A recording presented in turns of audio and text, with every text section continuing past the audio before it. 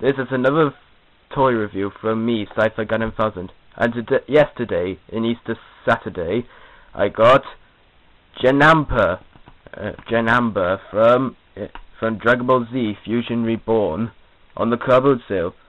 I got him for £10 and given £8 change. Now then, you can move his arms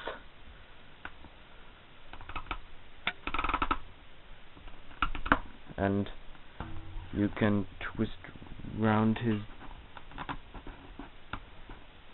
body. Excuse me a minute.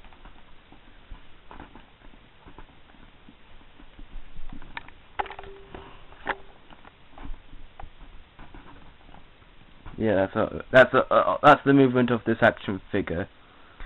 Yeah, he looks really nice, and great details on him, and he, yeah, it has everything this action figure got. Yeah, really good figure and really nice. It's so good. Even my friends say that this action figure looks like Jabba the Hutt, which is like, really, like, hilarious thing to say. Yeah, because he does a bit. Without the purple arm things. Well, this is me, Cypher Gun 1000, signing off.